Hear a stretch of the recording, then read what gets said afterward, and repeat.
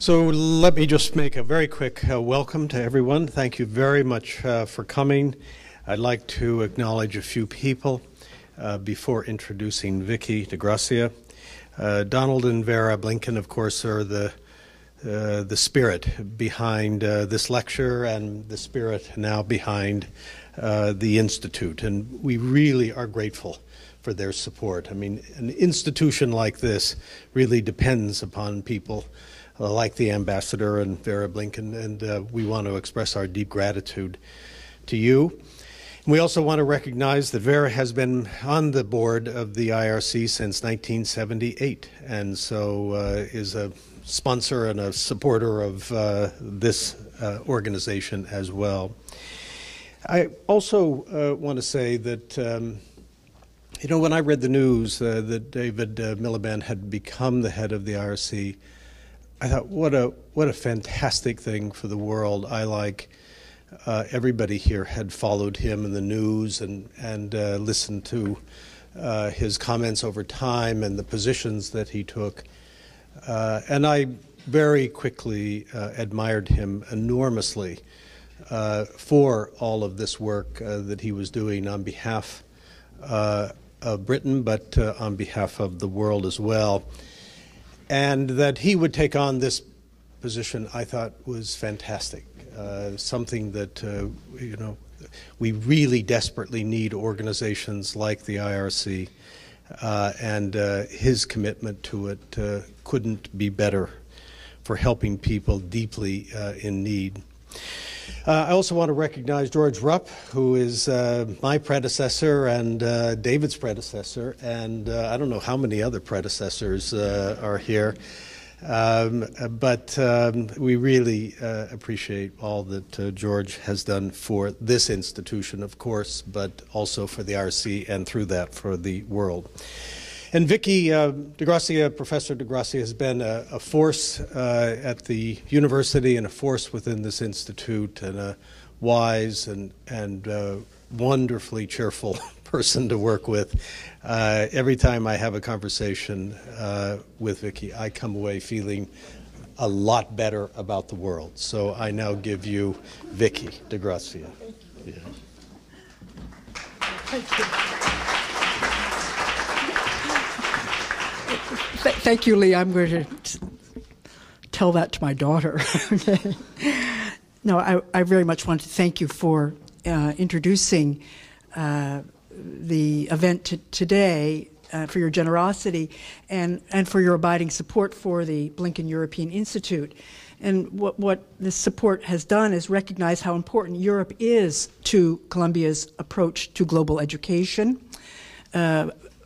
An approach which is based now in our global centers, and which recognizes how important humanistic and social science knowledge developing out of the transatlantic area is to responding to the challenges of global governance in the 21st century, and which allows us to acquire this very, very deep knowledge, which then is more and more, we hope, connected to practices. And that leads us to this evening. The BEI this evening hosts our most important annual, sometimes twice in 2 or 3 years, event, that is the Blinken Lecture.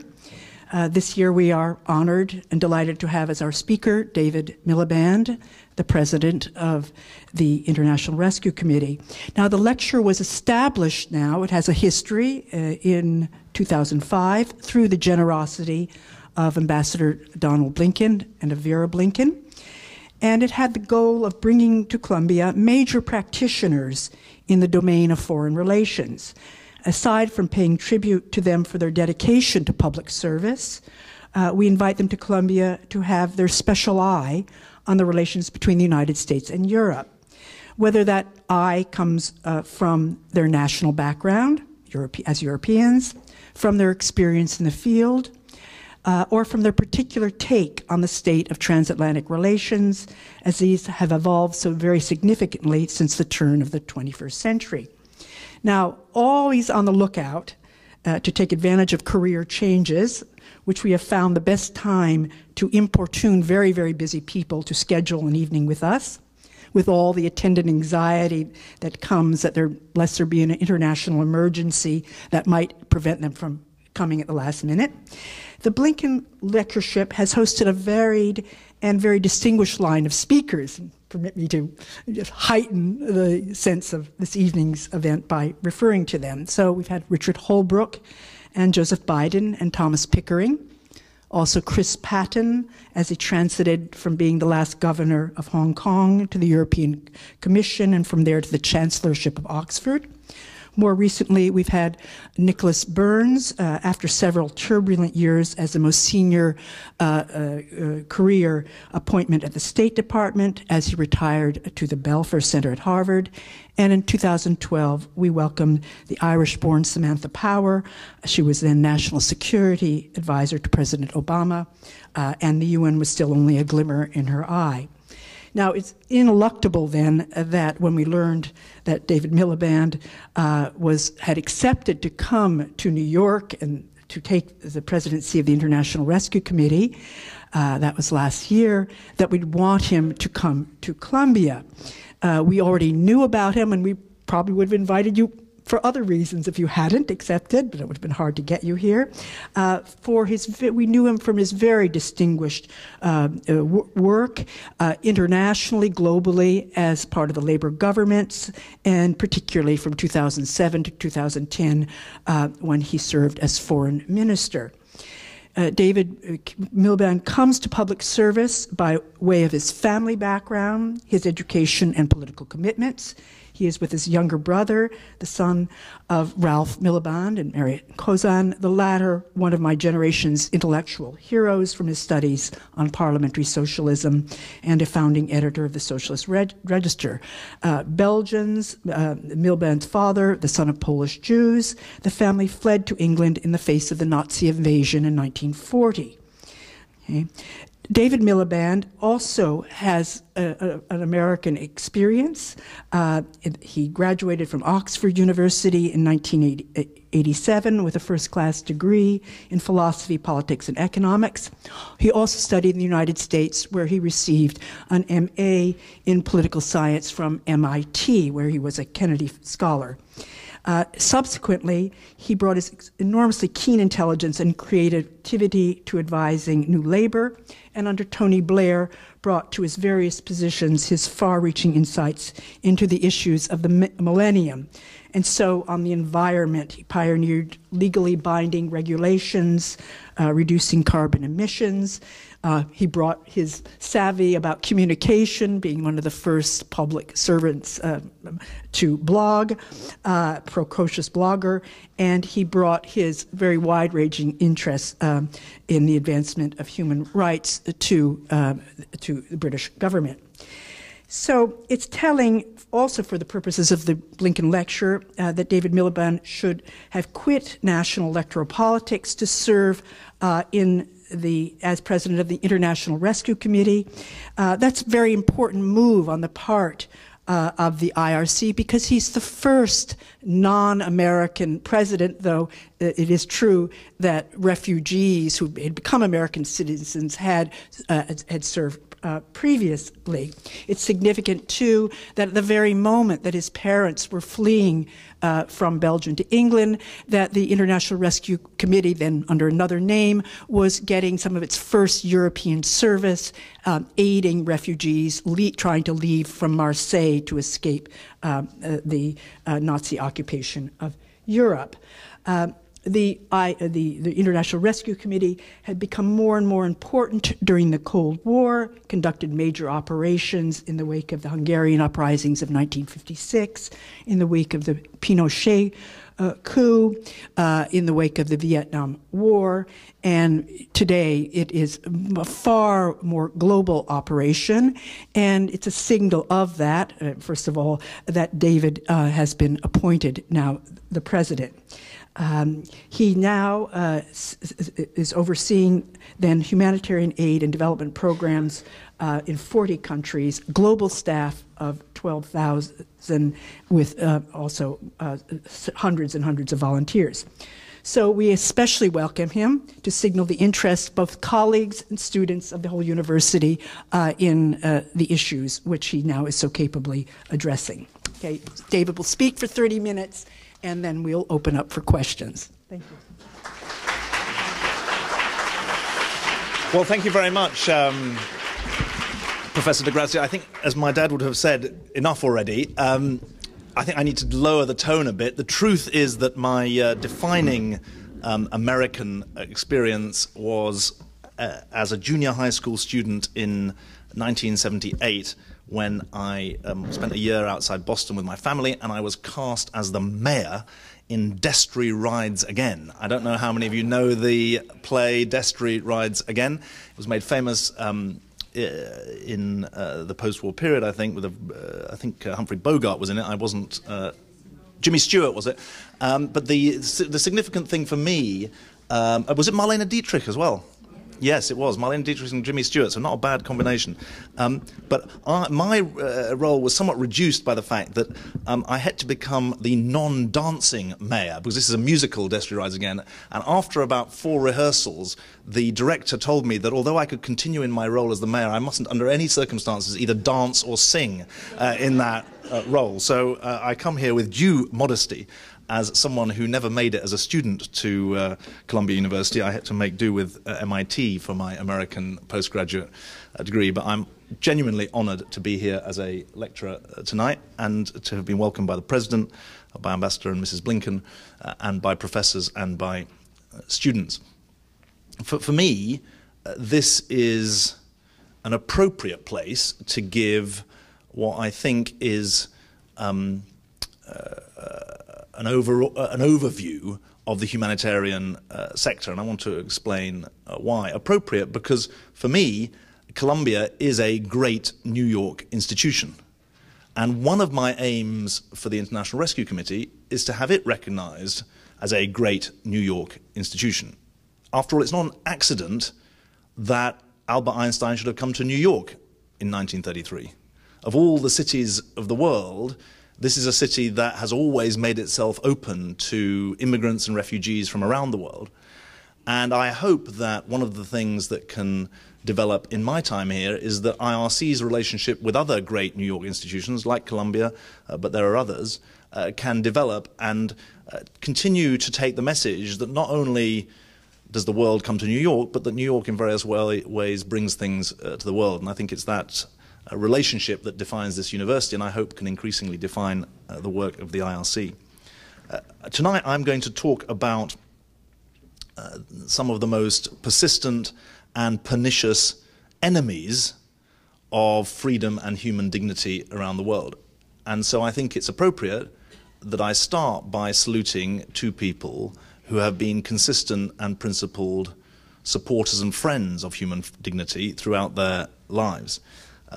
For me, having met them over the last 6 or 7 months, having read about them before, Don and Vera Blinken embody an approach to life that makes the United States in so many ways so special, and so special in particular as an open and vibrant society. They combine private endeavor with public service. Their stories, their achievements, and their kindness are genuinely inspiring. In chairing jointly the European Institute here, they continue their life's work to advance the values and the virtues of international understanding and social justice. And if I may, Ambassador, turn my particular attention to Vera's role since 1978, sorry to point this out, when I was 13 years old, when she was appointed to the IRC board. She has been a symbol of the spirit that Albert Einstein sought to create in 1933 when he founded the IRC. From the latter days of the Cold War to today's struggles for dignity in Syria, in the DRC, Democratic Republic of Congo, in Myanmar, she's been a passionate advocate for universal human values and an eloquent voice urging successive leaders of the organization, and I'm sure my distinguished predecessor George Rupp will bear testimony to this, urging successive leaders of the organization to fight the abuse of power wherever it's found, to fight the abuse of power that in Vera's personal story has a very personal resonance given her own flight from Hungary all those years ago. But what's important to me about Vera and Don's writings and life is that they haven't just fought the abuse of power. There's another enemy of freedom, more subtle and in some ways more corrosive, that they both stand against. And that is what I want to address tonight. It is the sense of fatalism, that no good will come of action, that when we're confronted with problems in the world, nothing good can be done. Vera and Don's life story stands against that tale of woe. But it is a tale of woe that has got traction around the world at the moment. Sometimes fatalism goes under another name. Let me give you this example. Last July, another son of immigrants, Pope Francis, went to Lampedusa in Italy, where 20,000 refugees have sunk to their deaths trying to find refuge in Italy, fleeing from Africa and the Middle East.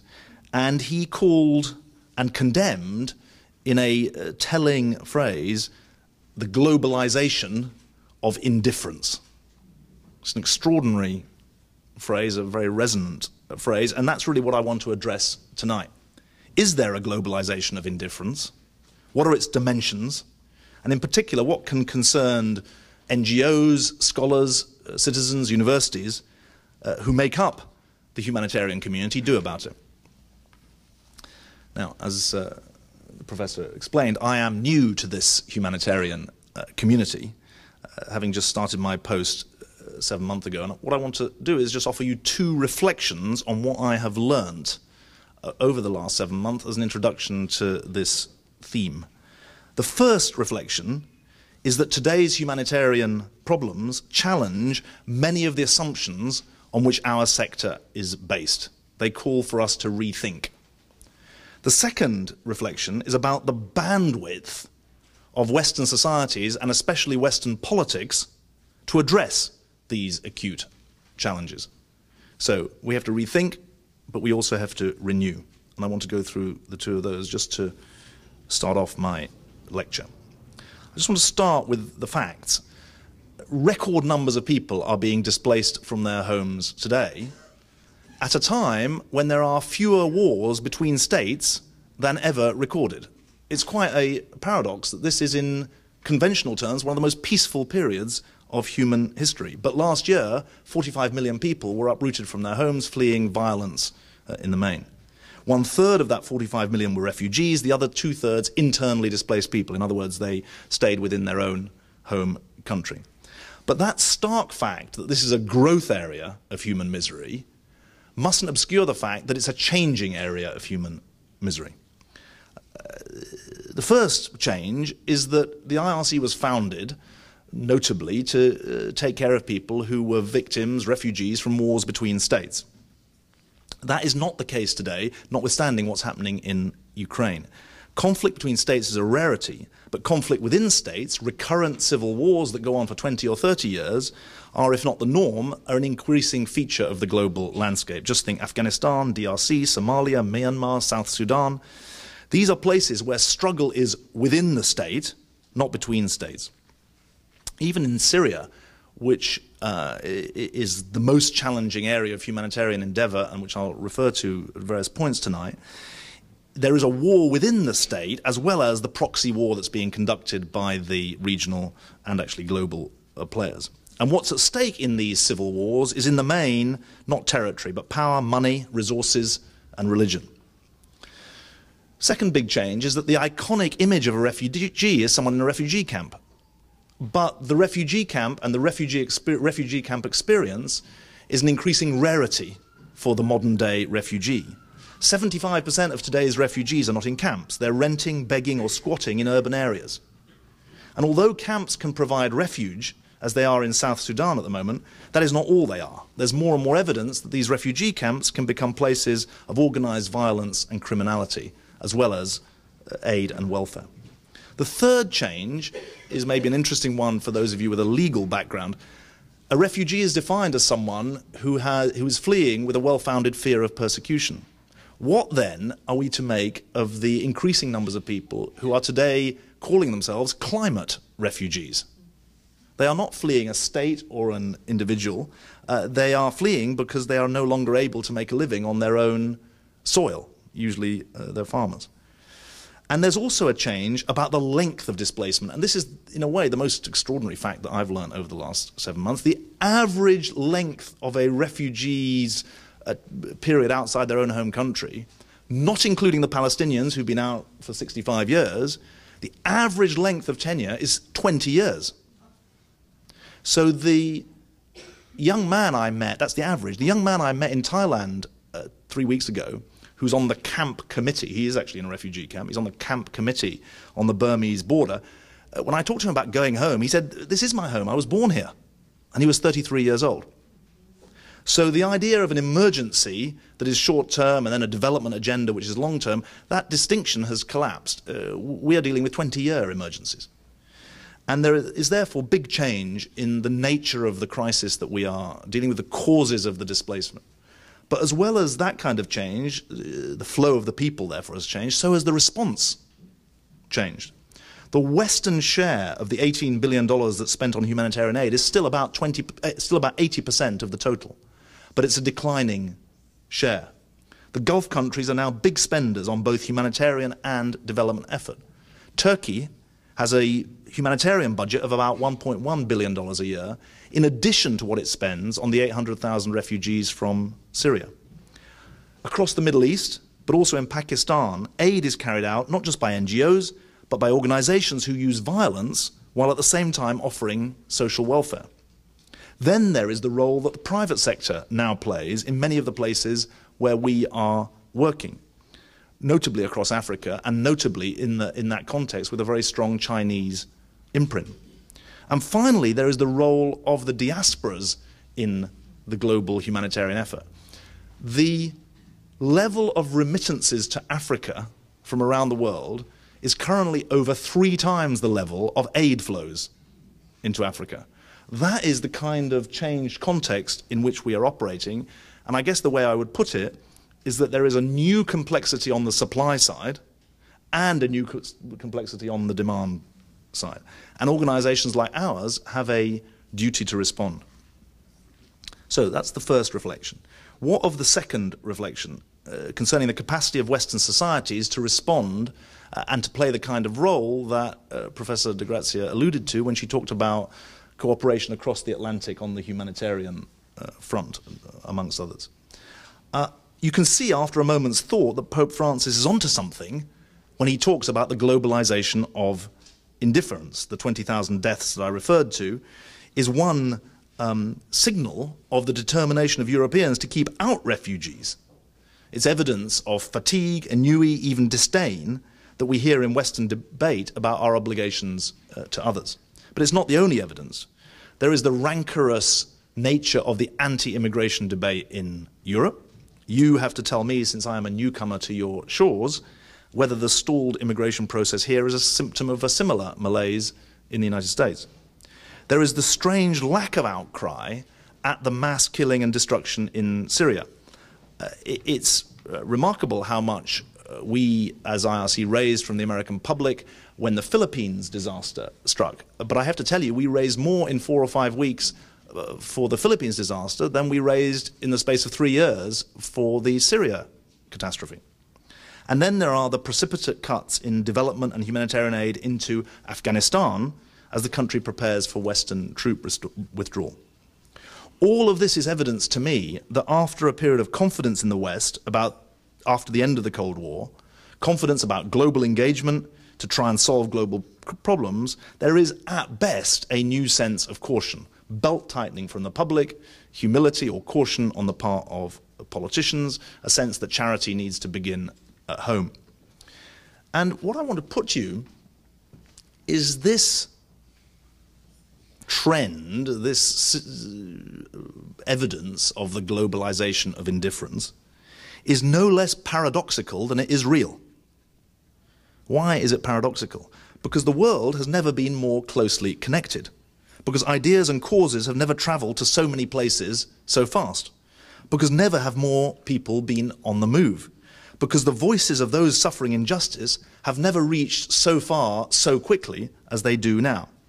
And actually, if you think about it, there's plenty of evidence that the philanthropic impulse has not been cut off in our own society. Just think of the thousands who join the Peace Corps, the students who flock here to study development and humanitarian affairs, many of whom, by the way, who come on to work for the IRC. Think of the thousands of Americans who walked in sympathy with the plight of night commuters in northern Uganda. Think, too, of the warm embrace of the refugees who IRC does resettle in 22 cities around the US.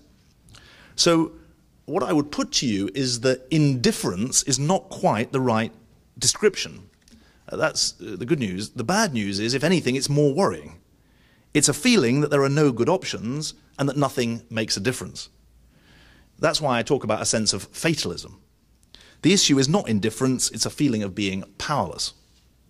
And the evidence is really stark if you look at the Washington Post survey of recent polling evidence on Syria. This is polling evidence from the US. People in the US do know about the Syria crisis. More than 70% say they are very or somewhat concerned about it. In 2012, over 80% said the US had a responsibility to help. But that number plummeted in 2013, perhaps because of the debate about military action.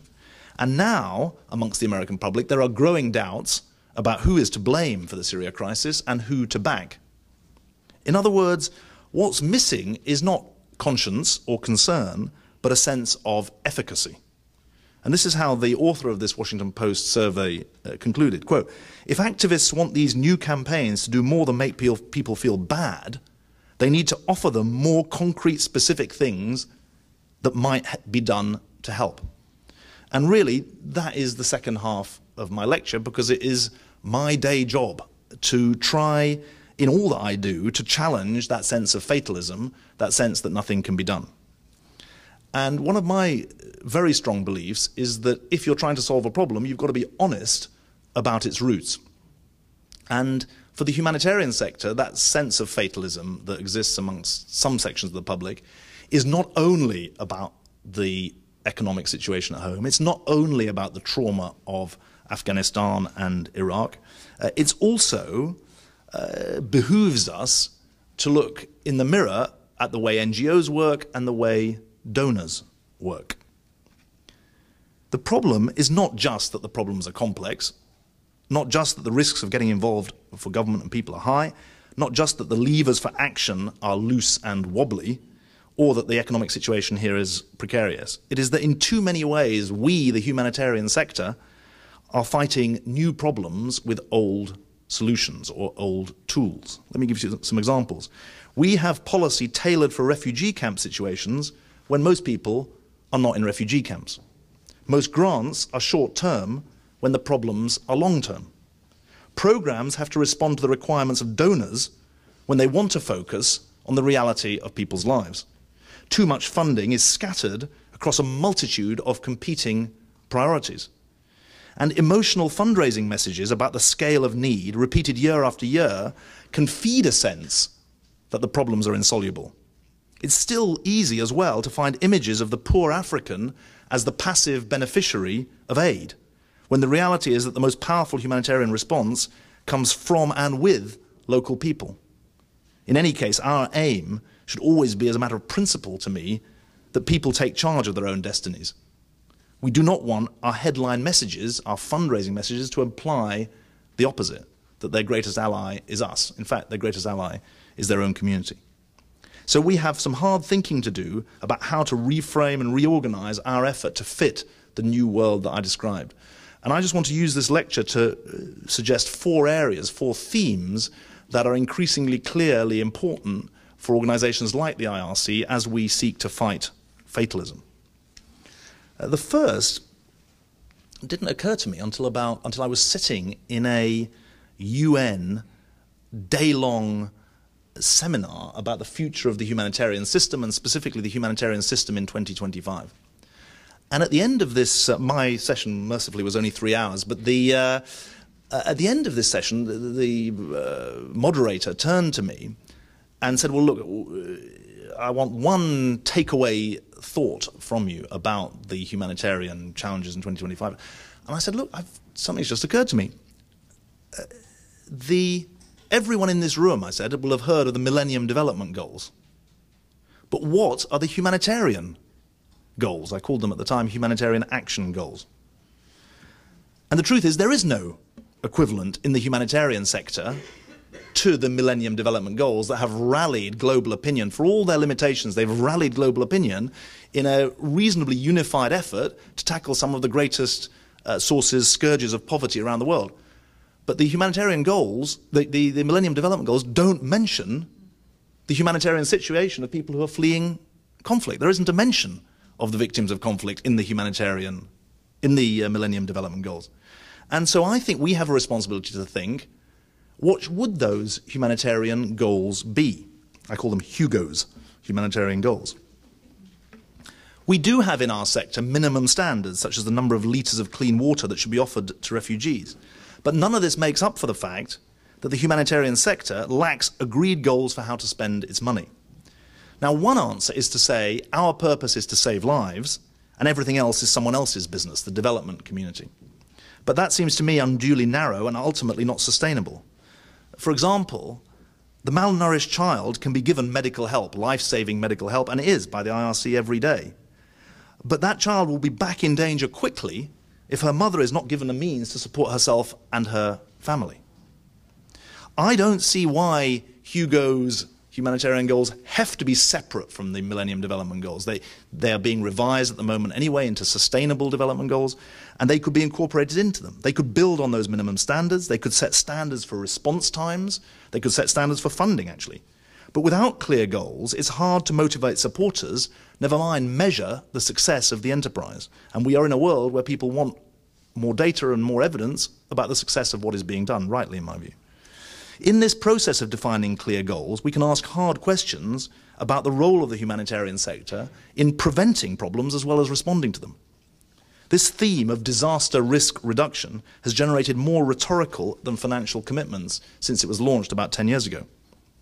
There is a global target for spending 10% of humanitarian funding on disaster risk reduction, but the most recent UN report showed that only Japan and Korea met this target for the period 2006 to 2011. So in a sense, we're shortchanging ourselves by failing to invest in prevention.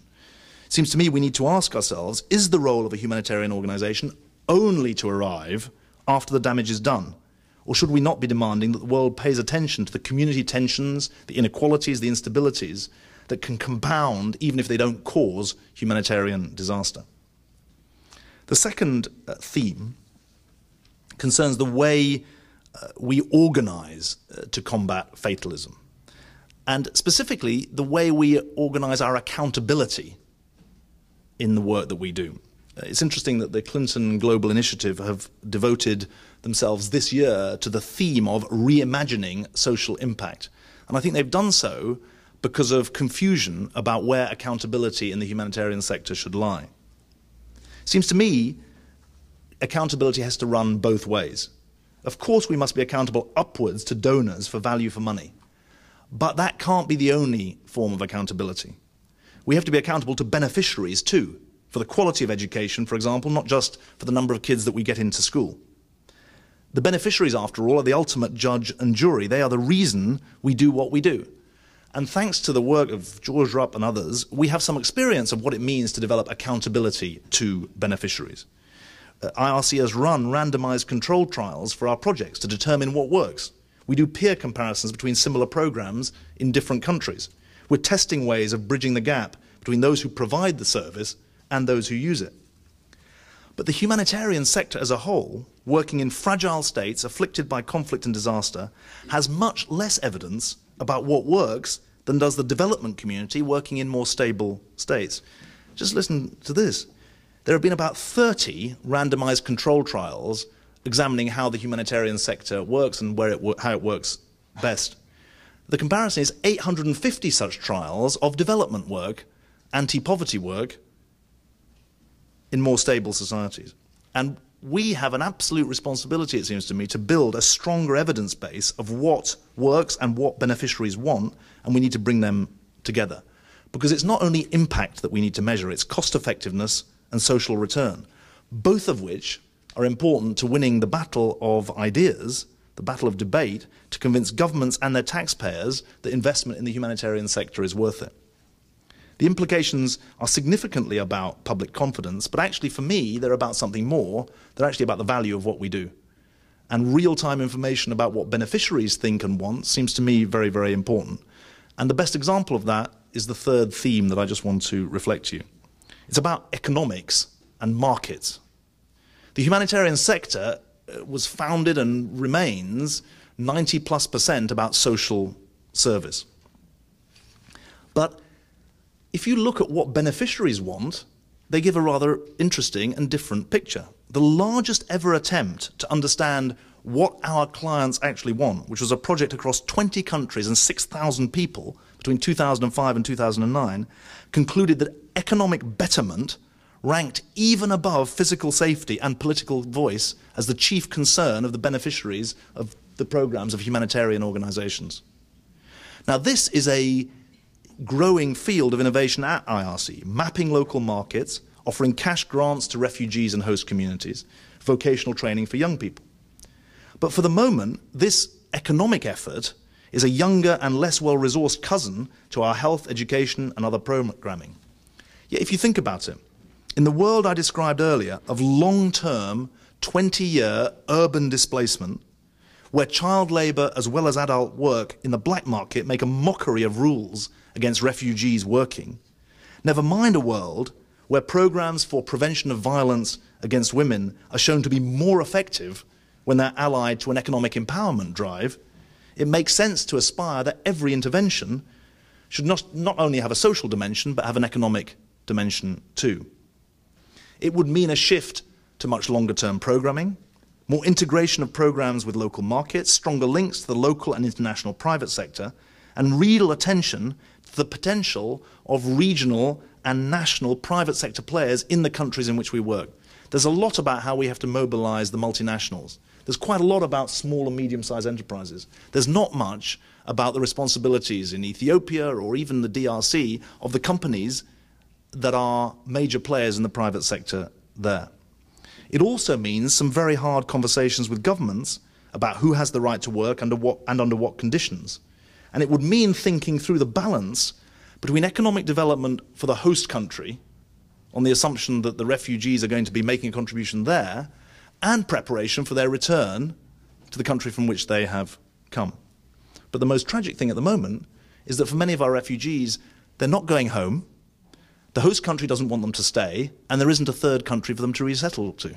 So they're left in a limbo that can go on for literally 20 or 30 years.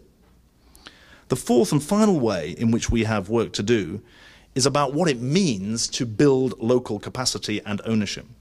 We know from our experience that no solution will ever stick unless there is a strong government capacity and a resilient civil society. To that end, our task is to broker good partnerships between international NGOs and local operations. Now, it's common for us to say, and it's right that we're proud of it, that we employ a lot of local staff. More than 95% of our staff, you talked about the numbers earlier, are local staff. And to that extent, in Afghanistan, we're an Afghan organization. In Kenya, we're an African organization. But that's really not enough. A partnership can mean employing local staff. It can mean commissioning of local providers, which is what we're doing in Syria, to run cross-border operations into Syria. These kind of initiatives are important and beneficial. But it's not enough. Partnership that is enduring and empowering also means that international NGOs need to act as enablers or servants for local civil society to define their own aims and objectives, and also to seek some identity of interest and level of equality in the terms of the relationship, for example, through joint ventures, rather than just a traditional commissioner-provider relationship. That means that the agenda for the future includes partners, our local partners in the places where we work, having a much greater role in shaping outcomes in services. It involves tackling the common complaint that we define what capacities are needed by partners when actually they may have existing capacity, and the question is how to mobilize it. And they certainly may not need poorly provided off-the-shelf training packages that don't speak to the context in which they are working. It also requires real respect for the partners who we are working with. I only have time in this relatively brief lecture to set out in schematic terms those four areas: clear goals, accountability to beneficiaries, rather than just donors, economic empowerment as well as social service, and true partnership locally with local people, nationally and internationally with donors and with the private sector. But together, I think if we could make progress on them, they do have the capacity to break the cycle of fatalism, very specifically by driving innovation to meet modern need.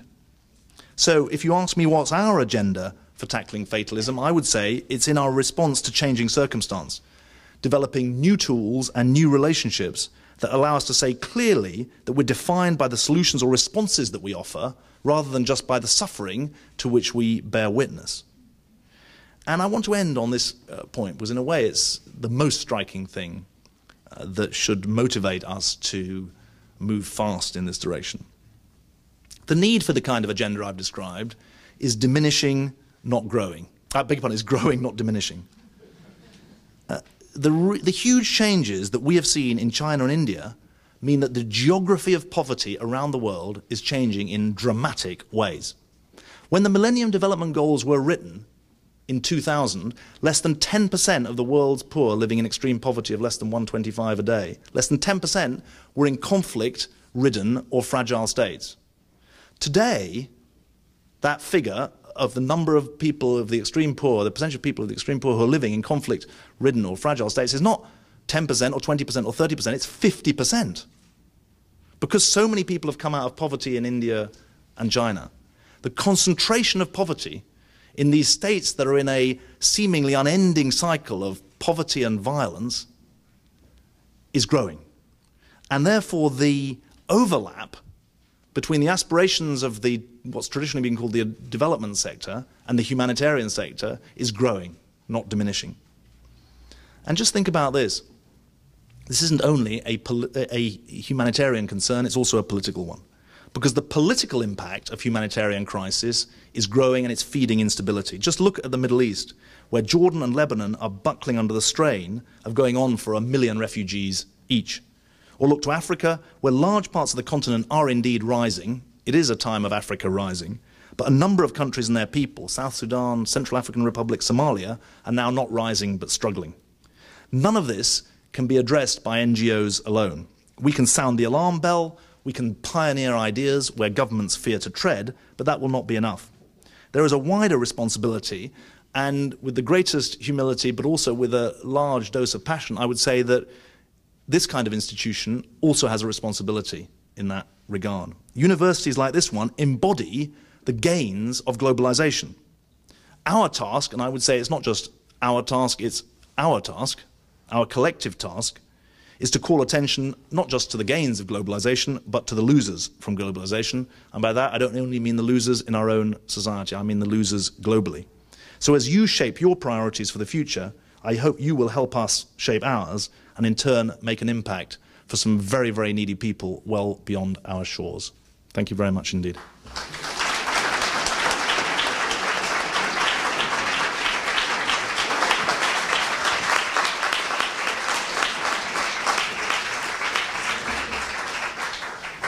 We're now going to open the question session. I'm going to invite a couple of my colleagues to start. Sam is going to pose first question, and others who want to pose questions, you should go to the mic. So you will start, but in the meantime, others are enabled to present themselves at the mic. Go ahead. Thanks very much for coming and for a wonderful lecture. Wonderful. I'm a historian, and I know that humanitarians, since they really originated a few centuries ago, have always worried about apathy. But they've also been short-term and superficial on principle. And avoided inquiry into the root causes of suffering. And so I wanted to ask you whether it's risky to make the kind of move you're making relative to that tradition. After all, suffering, when we're in the face of it, compels everyone's horror and compassion. They may not take out their checkbooks or urge their governments to act, but everyone hates it. Whereas if you link the alleviation of suffering to something to do with root causes, you're courting controversy. There's a lot more disagreement about what the root causes of suffering are. And so the question would be whether less isn't more, and whether one risks let's say, disturbing what was good or about the superficiality of humanitarianism up to the present day? It feels a bit like my viva for my degree, my oral examination. I think superficiality is too strong, if I may. The first thing I was always taught is argue with the question. Superficiality, if any of you are coming up to your exams, I don't know if that works in American universities, but it was all we were ever. Turn around the question and take it apart and then avoid answer. Maybe that stood me in good stead in politics, I don't know. So I think superficiality is a bit, I think that on reflection you would probably withdraw that. I mean, 150 years, the doctrine of Solferino, independent, the independence, the humanity, the impartiality, the neutrality, they're not superficial, they're quite demanding, exacting principles to live up to. But I think that the risk that you're implying is that by talking about prevention as well as response, it's somehow, I think that it depends whether we go up to the line of politics or cross the line of politics. Let me explain that. I think in respect of climate refugees, there's a relatively technocratic way of embracing an agenda of prevention. When I was in Ethiopia, talking to our people there, they're very clear that whenever they have this system of making contact with the farmers in the areas where we work, whenever there's an El Nino in one part of the world, they tell the farmers, look, in 6 months' time, it's going to be a flood or a drought, I can't remember which, but they are arming them to get ready for what's coming. And that is a relatively technocratic and safe form of, if you like, prevention. It's obviously much more tricky once you're in the political, in the realm of peace building in more fractured political circumstances, and one has to judge that on a case-by-case basis. But you see, I can get so far by saying our job is to staunch the dying, it's the job of politics to stop the killing. Right? And that is an appropriate thing to say, it's quite a moving thing to say, but at some level we have to galvanize or catalyze or prompt the politics to do a better job at stopping the killing. So one of the things that we're advocating at the moment is that with the best will in the world, the foreign minister, John Kerry, can't give the Syria crisis the 16 hours a day attention that it needs, if anything, is to staunch the dying, or never mind stop the killing in a serious way. We're advocating that every permanent member of the Security Council should appoint a humanitarian envoy, a former UN ambassador or Secretary of State, to provide the daily, hourly engagement with the humanitarian catastrophe, and in that way try and influence the politics. I don't feel that's a risk. I think that's doing justice to our mission. But obviously, we can't take sides between political factions, and that's tough both for those who want us to and those who think that merely to help civilians is to take sides, and that's the balance. Sarah, and then we'll go. Yes. I'm Sarah Cleveland from the law school, and I also wanted to thank you so much for coming and for your very thought-provoking remarks. I wanted to note first that I spent several years in the legal advisor's office at the State Department, and your people, the IRC, when they came in, they were the most effective humanitarian organization that we saw. They were just simply fantastic. They knew their stuff from Sri Lanka to whatever difficult place in the world, and we always look forward to seeing them. So it's a great organization, and they're very lucky to have you. My question was, you were talking about fighting new problems with old tools, and I was wondering to what extent the law and the legal structure is an old tool. Perhaps the largest example might be the UN Security Council and the UN structure itself, and whether the P5 has been demonstrated to be a major obstacle to the goal of humanitarian protection in Syria and other circumstances. So to what extent is legal reform part of the solution to addressing humanitarian problems in the 21st century? Well, I think it's a really important point that you make, but what I'd say is it's political reform rather than legal reform. I mean, actually, international humanitarian law, as it's developed certainly over the last 60 or 70 years, is an instrument that we're in danger of losing. Because what you have in Syria is, I was saying this to the president before, a war without law, because there is no accountability.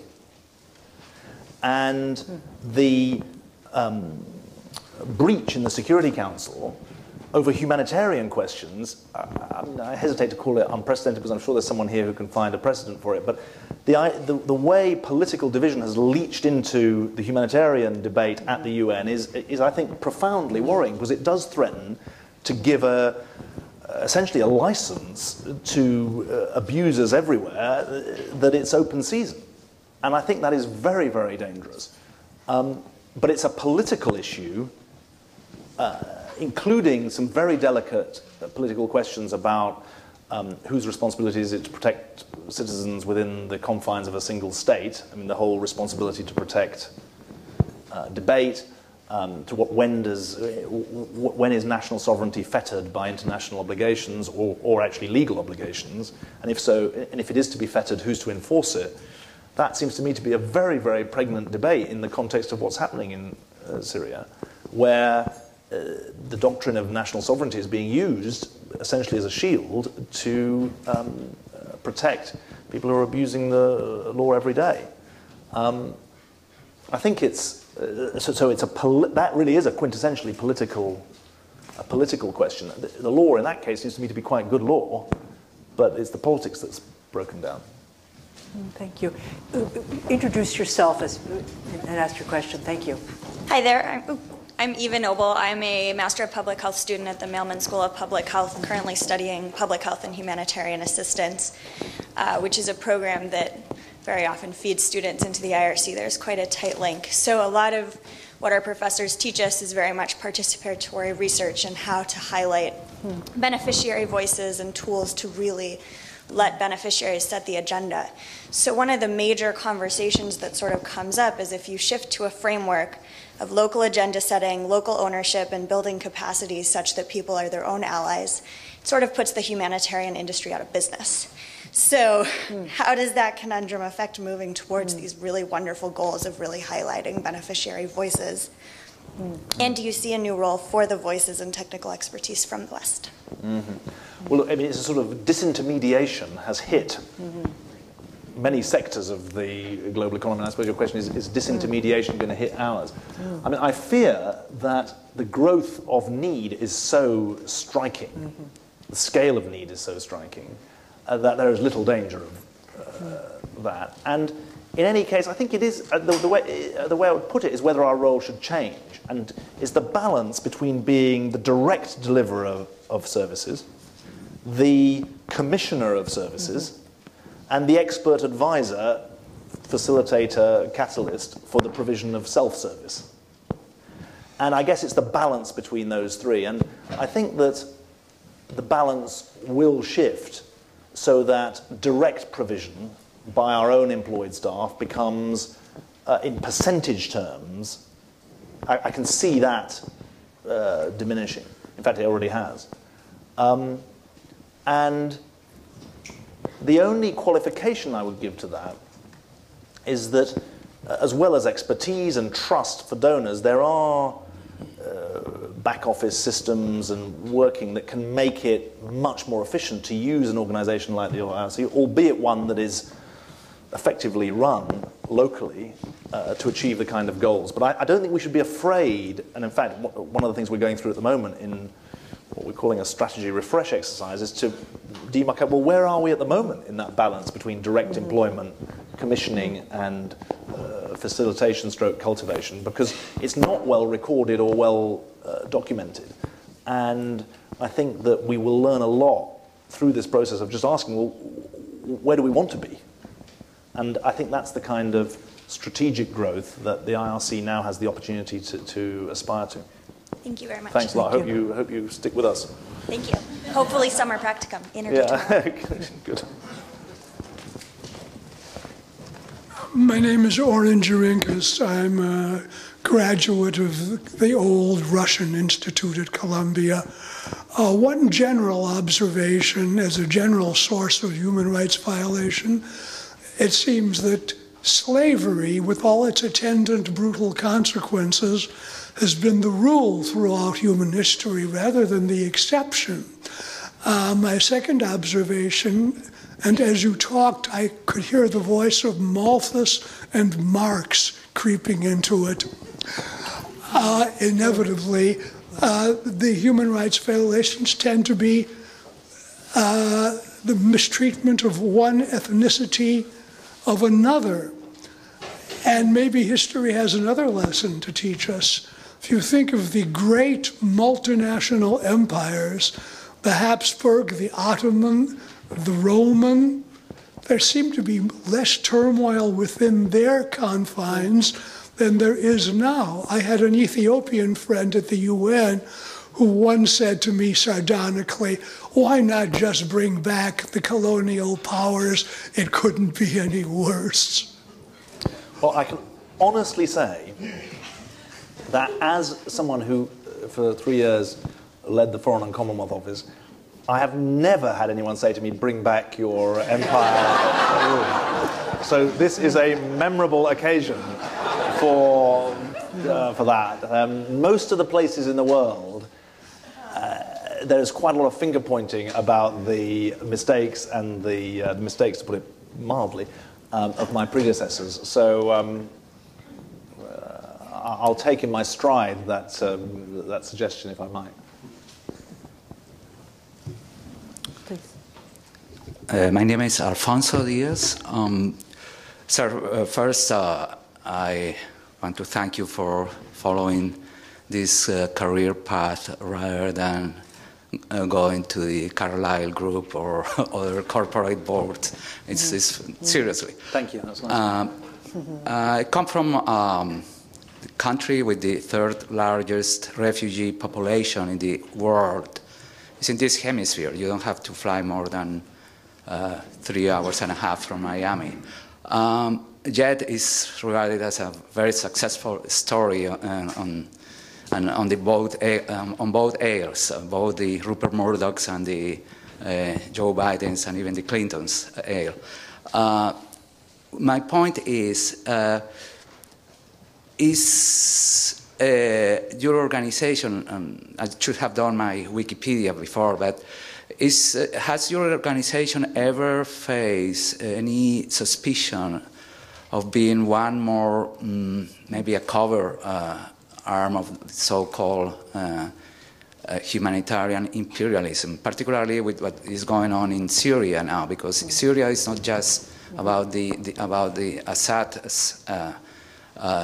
dynasty, but about you certainly know about what do the former big foes of the Cold War think about Syria. Thank you. Look, I think there's always ad hominem aspersion cast around if you're funded from Western donors. But actually, I'm struck in the visits I've done to the field in Kenya, in Ethiopia, in the DRC, in Jordan, Lebanon, in Thailand, Turkey. Actually, people aren't that interested in where you get your money from. They're more interested in what you do with it. And so I feel more bullish about that side of things. What people are interested in is how good you are, how effective are you, how seriously do you take their concerns.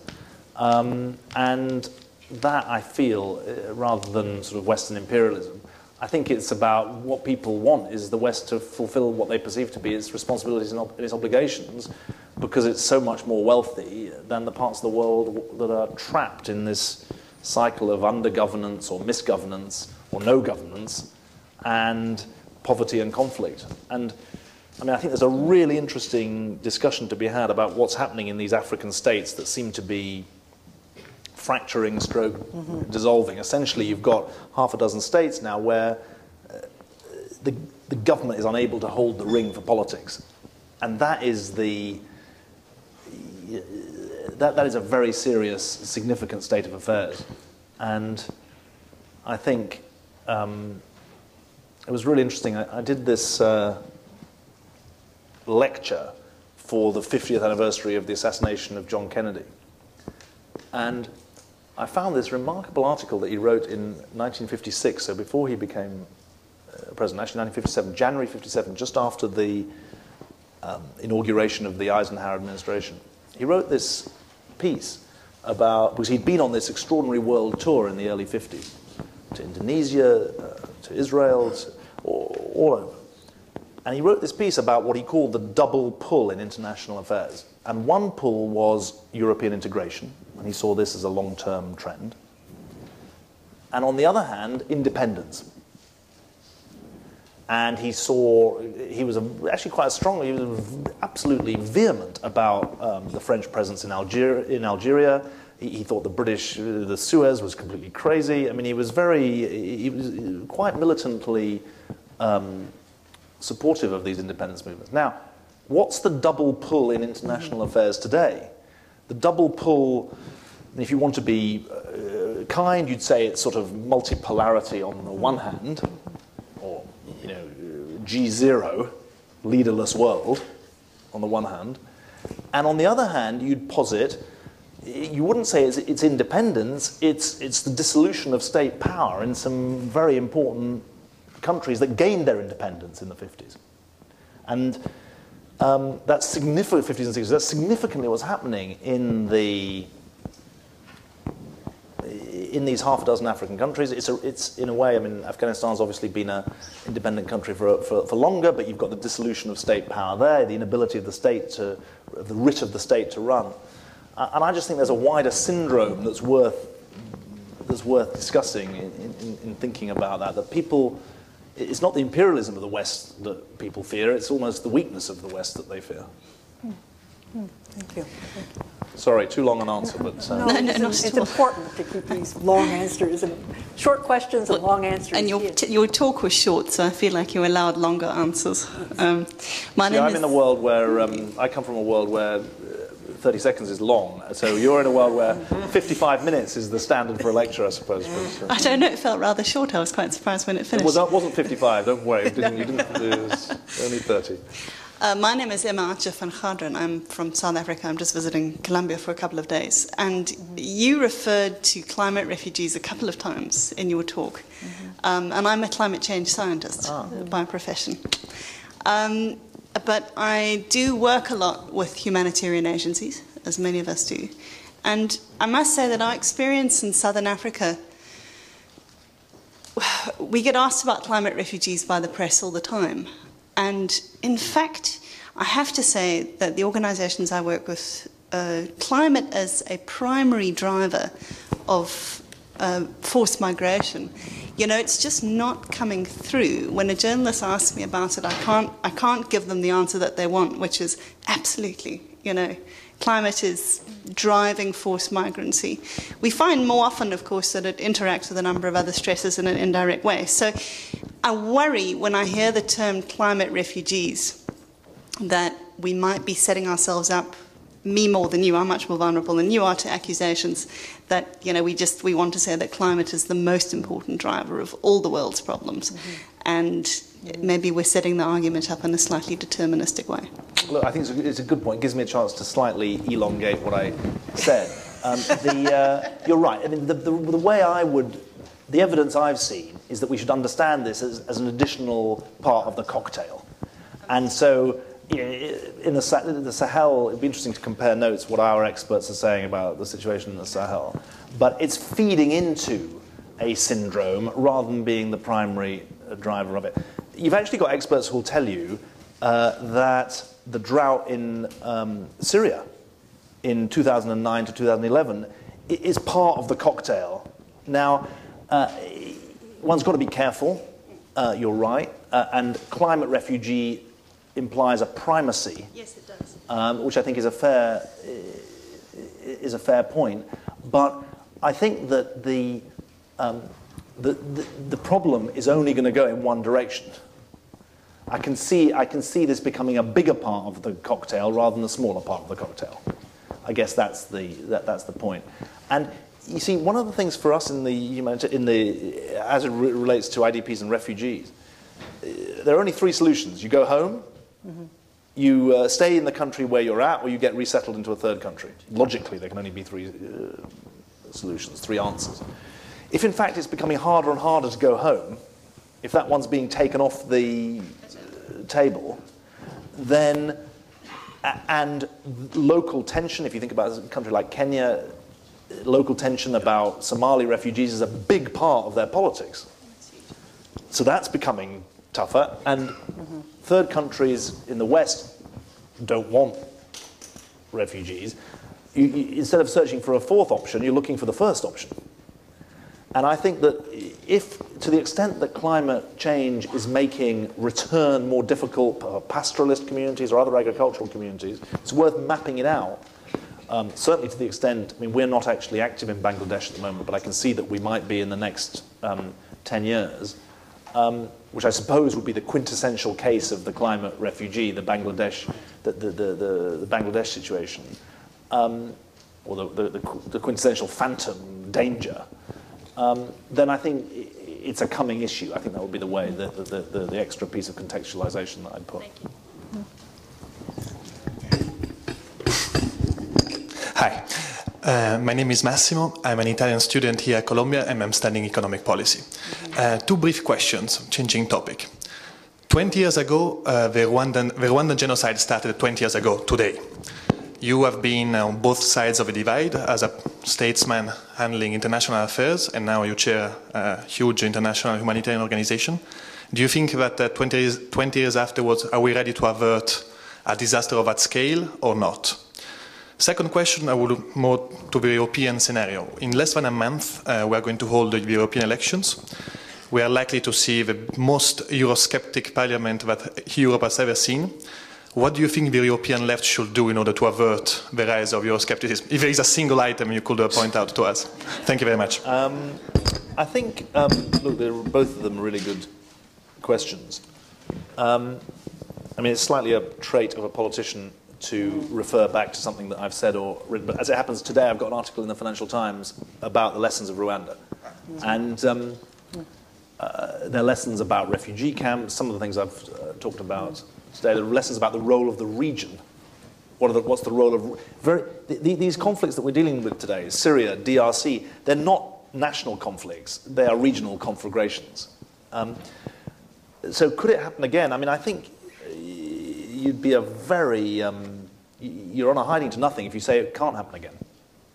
I mean, I don't want to point the finger at a particular country that's on the particular watch list, but if you think about some of the conditions that existed in Rwanda in the early 90s, you can see some other places where there are deep wells of hatred waiting to be tapped, really. And whether it would take that form, whether the world would respond more quickly, I wish I was more confident.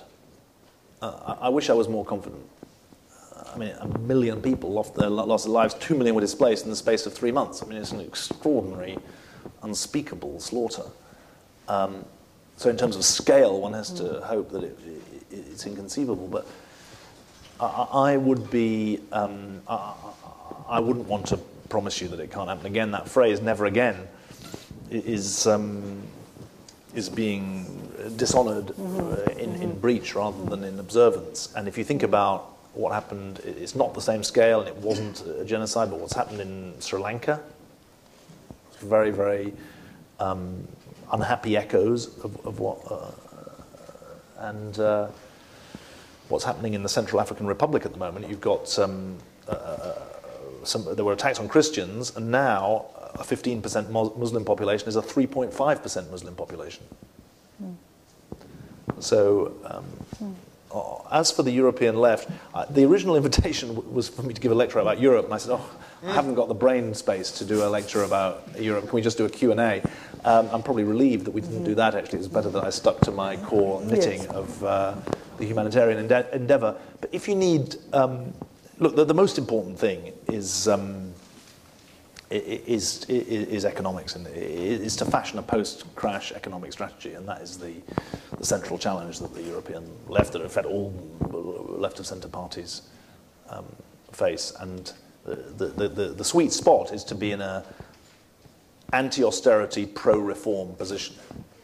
So you make the Keynesian case that's well known in this university against austerity, but you don't fall into the trap of being anti-reform, because for the social contract in all of our countries needs to be renewed and changed, whether it be about pensions or about health or about the welfare state or about childcare.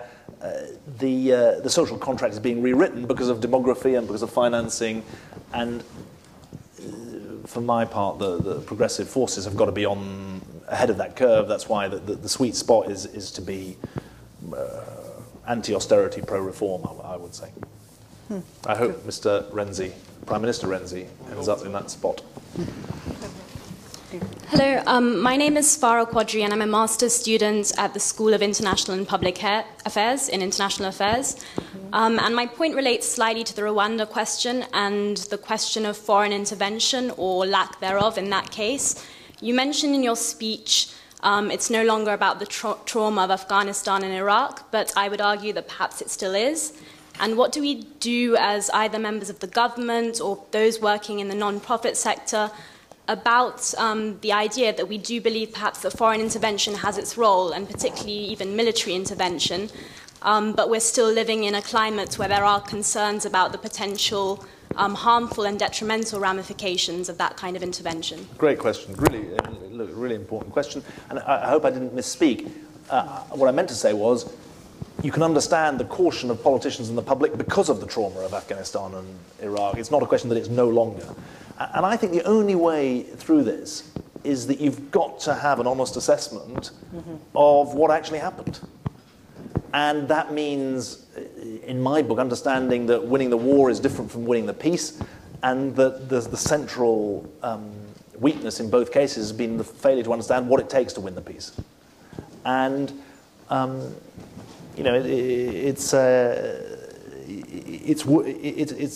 tough to go through that argument, but it's essential. Otherwise, you just end up in the pendulum that starts with Rwanda non-intervention, ends up swinging back to post-Kosovo, a sense of, you know, an allegation of hubristic intervention, swings back to Syria. Oh my God, what's happening?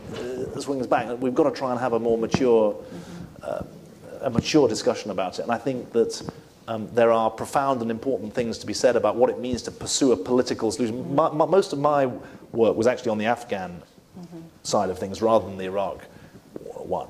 And I first went to Afghanistan in 2007, and it's immediately obvious that no outside force can ever kill its way out of the pacification of Afghanistan. It's just not possible. The first time I went there was in July 2007 for the... Well, actually, I was there, I had a visit arranged, and the late king, Zahir Shah, died, and so it was the funeral of Zahir Shah. And there in Kabul, you saw what it meant to try to unify Afghan politics politically.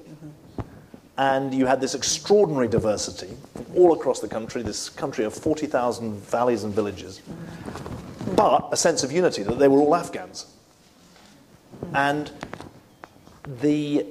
what immediately became clear to me is that what was missing was a political strategy for a country in which the state was never going to have a monopoly on the use of force, in which outside powers could never establish sort of strategic hamlets that would bring sustainable peace, and in which it was going to be the local balance of political power that had to be established and undergirded with some kind of central authority that at a minimum stopped the country from being overrun. And that question about what it means to share power is the essence of politics. And different, you know, I'm not going to go on and on about this, but I think it is important. You know, in Afghanistan, it's one of the most decentralized countries in the world, and it's got the most centralized constitution in the world that was developed in 2002. And it's that dissonance between a fiction of centralized politics and a reality of decentralized life that essentially is the gaping hole in the Afghan situation. Now, it'd be very, very interesting if they can produce a credible and legitimate election result and develop a national and a regional strategy, because it has to be regional as well as national. Then, you know, maybe the the history that's written by your generation will be a different one that's written than that just says it's the graveyard of empires and we should keep out. Yes. Thank you so much, sir. I'm Muhammad Sabir from Pakistan. Hi. A Cuban regional fellow for my country. Sir, my question is about the credibility of humanitarian agencies in my countries. You know, sir, my country had been a host to millions of Afghan refugees, but after 2011 and after Operation Abbottabad, you know that millions of kids cannot be supplied polio drops in my country due to Save the Children crisis and scandal. And I'm building toilets in those refugee camps, mobile toilets. But I cannot work there anymore because I'm considered that I am some foreign agent, or I might be supplying some chips or something like that. So, sir, it has raised a question about the credibility of humanitarian agencies. Humanitarian agencies, sir. Agencies. Like Red Cross, like you can name any, because no NGO, international NGO can work more freely in my country after 2011. And secondly, sir, there is a more bigger issue in my country because there is they are not considered refugees according to international standards, because there is a whole issue of IDPs, internally displaced people, and there are also certain millions, and there are no international humanitarian agencies working with them as well.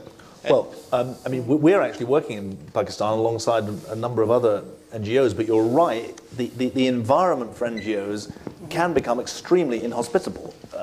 And in various ways, the security environment, not just in Pakistan, I'm talking more generally, the security environment, the legal environment, the question of who you're allowed to employ and the conditions under which you employ them.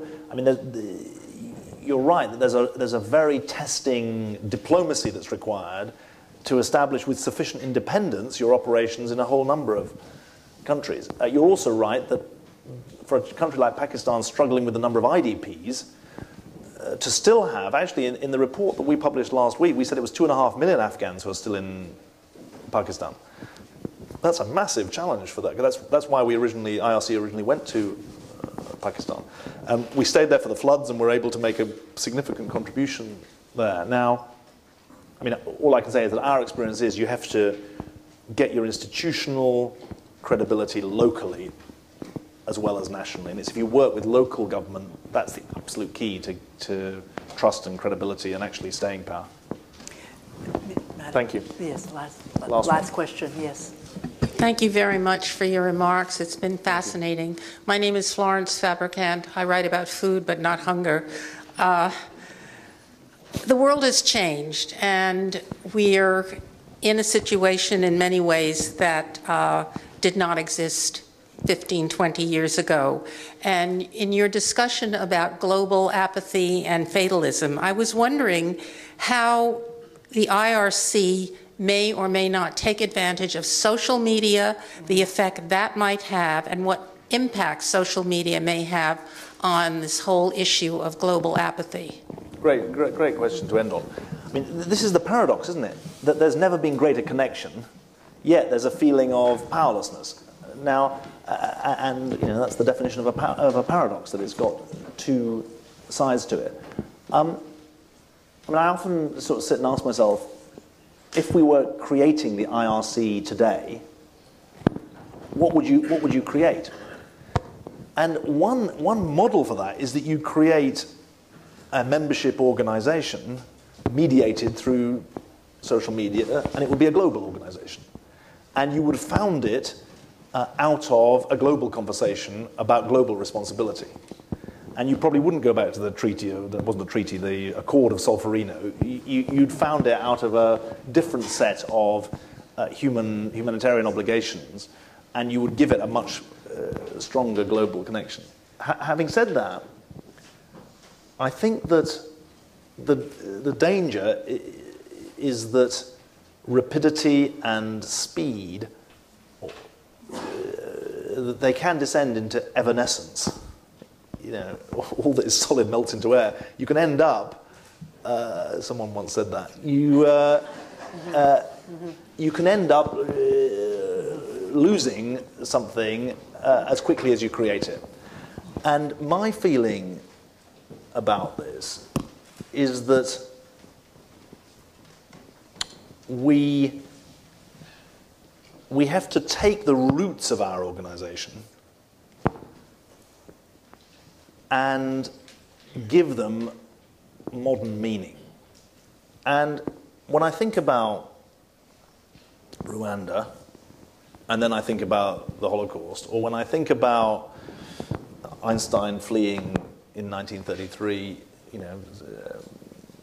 nearly sort of 6 years before the beginning of the war, you can see echoes with today's challenges. And one of the things that I haven't been particularly brilliant at, and I think is important in the modern world, is that it's a world of stories, actually. And it's if you think about what motivates social media, it's stories. And I think we have to tell a story about human obligation that draws on that history, that uses all manner of means that are available, including social media, but doesn't pretend that somehow social media substitutes for human relationships. And I think that's kind of an important challenge. And so, of course, we've got to become an organization that at the click of a switch, a click of a mouse, can tell you where we're working, how we're working, what it costs for each program, what our success rates are, who our partners are, how to help, how to replicate, how to engage. If you're in, if you're in Syria at the moment and you're a refugee, it's practically impossible to find information about what's going on. So there's use of social media that empowers beneficiaries. But I also think we've got to get the mission and the vision clear, so that the social media is a servant, not a master. And I think that's the trick for us. We're not going to become the slate of the slate is not the right model for creating the IRC. It's a great service, but it's different from what we're doing. And we've got to think really hard about how we maximize the connection, but make it a rich connection, not just a fleeting one. And that's the balance that I want us to try and strike. And let me just finish on this note. The mandate that I've agreed with the board, I should be careful, my co-chair is here, so I'm going to be very careful how I express this. The mandate that I've agreed with the board for myself and for the staff has two aspects. And the second one, I think, speaks to the role of university in a much more profound way. The first is the services that we provide and support and facilitate that I talked about in answer to the question about are you a direct service deliverer or not. I mean, the $500 million worth of services that we provide need to be of the highest impact, with the whole much greater than the sum of the parts. But there's a second aspect to what we do, which is that as a $500 million organization, we have a responsibility to lead the thinking of this sector. And we can't do that by sealing ourselves in a box. We do that by partnering with a whole range of institutions in the public sector and the private sector, but also in the university sector. And for me, in all of the jobs I've done in politics, the battle for ideas is always underestimated in politics. And I don't want it to be underestimated in this humanitarian sector either. There's nothing as powerful as a good idea. And one person rarely has an idea on their own. They have it in a community that is open and that is iterative and that is debating. And that's the kind of culture that we've got to develop, because we want to have ideas that don't just help the people we directly help, but also have the World Bank or USAID saying, hang on, we should be doing that. Let's chase after that. And that's the way to put our money. And I think that's the kind of, never mind Gulf donors and others, that's the kind of agenda that I think we have the ability to set over the next few years, and that's what I'm determined to try and do. The wonderful thing about being at Columbia is we don't need a Charlie Rose or an Ellen DeGeneres to ask questions, but I would like to ask one question, which in some ways comes around to the very initial question.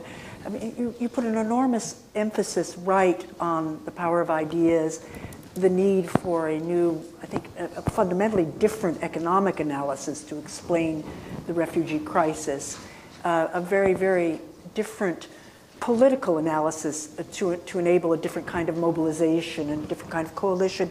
You also mentioned in your talk the importance of a new religious outlook. I mean, you referred to Pope Francis. You also touched on for example, the huge importance that Turkey has been making also through its Muslim networks. And I wondered if you wanted to speak some about that. In other words, whether there's a new religious afflatus, a new kind of religious caring that in some ways connects to your analysis.